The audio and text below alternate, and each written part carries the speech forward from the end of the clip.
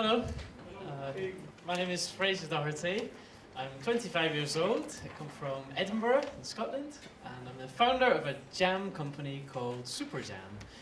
And I was very kindly invited along today to share my story with you. And that's the story of how I learned my grandmother's secret jam recipe at the age of 14. And over the past 9 or 10 years, I've turned her recipes into a company that has since sold millions of jars of jam through thousands of supermarkets around the world. My adventures in jam began at the age of 14 when I was visiting my grandmother one afternoon, and she was making jam in her kitchen just in the same way as she had for as long as I can remember. And that's a picture of my gran there. She's the one in the middle. And I got really excited about it, and I asked my gran to teach me how to make jam. We spent the afternoon making a few jars together, and the same day I ran around to the supermarket and I bought some fruit and made a few jars of my own. Before they'd even cooled down, I took them around the neighborhood and asked the neighbors what they thought. And thankfully, the neighbors at least told me that they enjoyed these first few jars of jam that I had ever made, and asked if they could start buying it from me every couple of weeks. And so I was soon making deliveries door to door of a little plastic bucket all over the local area. After a while, the local newspaper heard about this story of a young guy turning his grand's jam recipes into a little business, and that's an article from page 3 of the Edinburgh Evening News from when I was about 15, which I guess probably just meant there wasn't really anything happening in Edinburgh that day for something like that to make it to the news. But following the excitement of being written about in the newspaper, I soon started working full-time on trying to turn my jam-making hobby into my career. So I soon found myself cooking jam all day, every day, in my parents' tiny little kitchen, cooking up to 1,000 jars of jam a week and selling them at farmers' markets all over Scotland. Soon I got to the point my parents couldn't get into the kitchen to cook the dinner anymore, and I realised I was going to have to come up with some kind of big idea to move production into a factory. And so I started doing a lot of research, and I found out that unfortunately sales of jam have been falling for maybe 20 years. Mostly because jam's very unhealthy. It's usually 70 or 80% sugar and contains a lot of additives. And I guess when I looked at the other brands of jam on the supermarket shelves, I figured they were very traditional, they were kind of boring, nothing had changed for a very long time.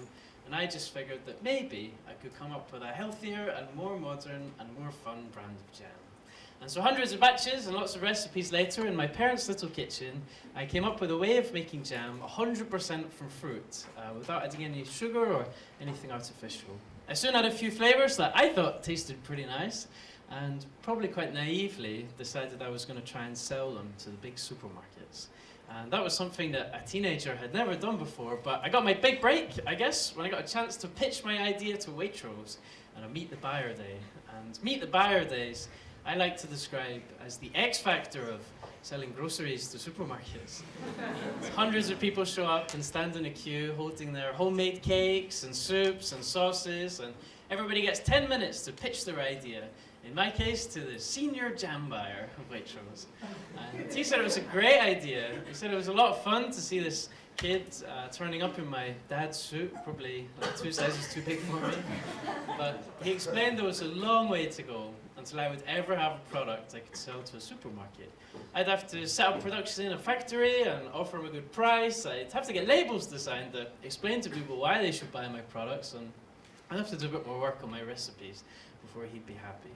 But he promised that if I could do all of that, I'd be welcome to go back, maybe in a year's time, and he'd think about giving it a shot.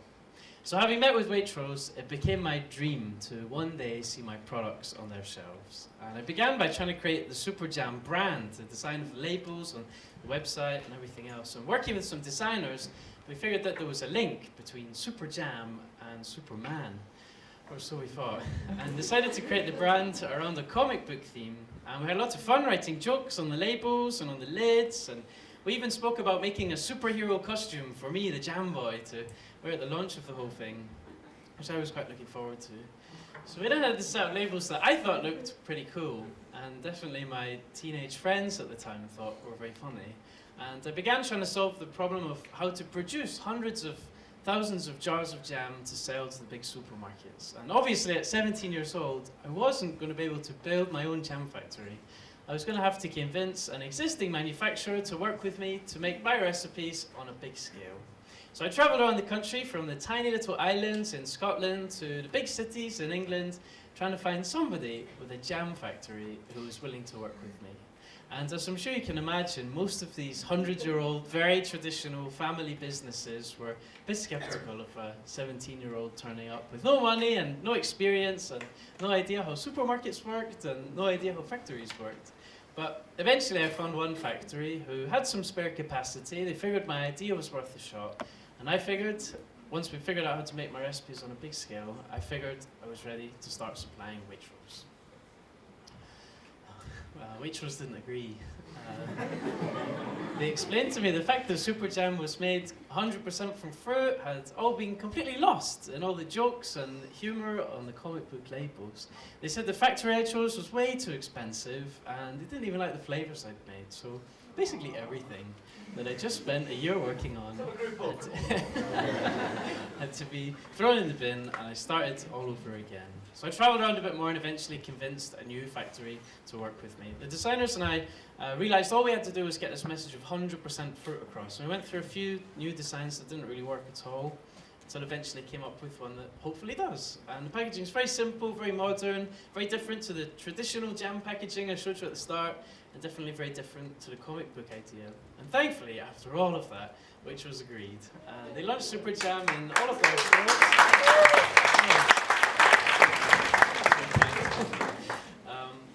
We launched in all of their stores about 8 years ago now, and that of course meant we did the first production run in the factory. Very exciting and quite an emotional day. I feel we made something like 50,000 jars on the first day. And when Super Jam launched, there was this huge amount of media coverage, and I had no idea that this would happen, but I found myself being written about in newspapers and magazines and interviewed on TV. And I guess to try and take advantage of all of this media coverage, I went on a sort of rock and roll style tour around all the supermarkets, handing out samples and telling people all about my gran and my story. And I think on the first day in one store in Edinburgh, where I come from, they sold more than 1,500 jars of Super Jam in one day. It was more jam than they would normally sell in a whole month. They'd never seen anything like it. And I think it got to the point where if anybody tried to go through the checkout without buying any Super Jam, the person working on the checkout would ask if they'd forgotten. So then we had a big party when we sold the 1,000,000th jar. We launched in 1,000 more supermarkets. I got invited to have dinner with the Prime Minister at Downing Street when he heard about it, which was kind of cool. The products got put into the National Museum of Scotland. It's an example of an iconic Scottish brand alongside Iron Brew, Baxter Soup and Tonic Tea Cakes. Probably the biggest promotion that we ever did was we gave away a free jar of Super Jam to every reader of the Sun newspaper. And I think about 5.5 million people read the Sun every day. It's the biggest newspaper in the English-speaking world. And so my proudest moment of all, as a Scottish person, was being able to share the very front page of the Sun with Scotland's national icon, Miss Susan Boyle. Another particular highlight of mine was making my debut on QVC, the home TV shopping channel. And I go in there and tell the story, and people pick up their phones and buy jam through their TV. And that's been a surprising success. We've launched Super Jam in countries as far away from home as Australia, in countries as unusual as Russia. The country we've had the most success in has been South Korea, where there are 5 people working there selling Super Jam. I'm not very sure what I'm saying in that picture there, but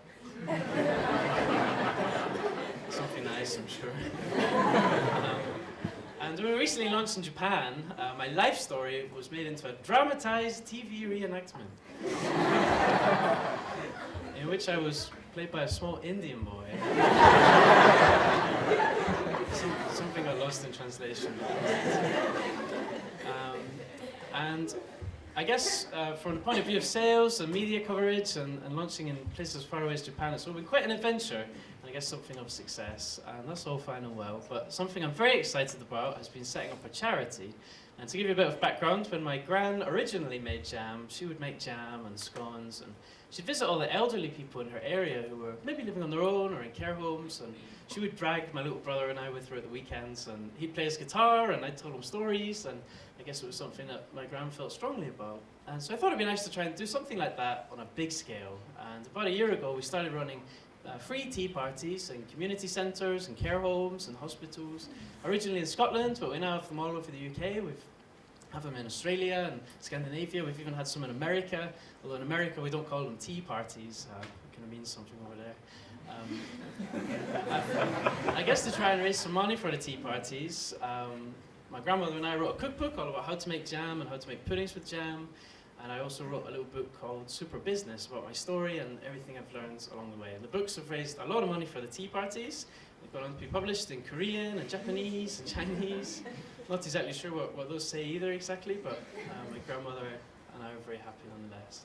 And I guess that's kind of my story. And perhaps what my story shows is that something that can begin for anybody as a very simple idea in a kitchen or a bedroom or a garage, with a bit of love and imagination, can grow into something amazing. Can grow into something that changes your life. I know that the Super Jam certainly changed mine.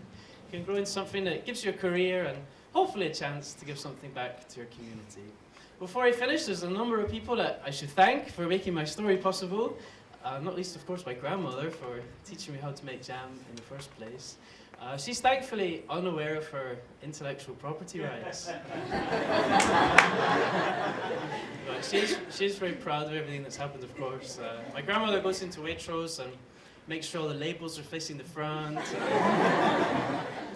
turns the competitors around the wrong way. My parents for letting me cook jam in the kitchen for years on end. And I guess the last people I need to thank are my amazing adventure, all of you, for very kindly having me here and giving me a chance to come and share my story. Thank you.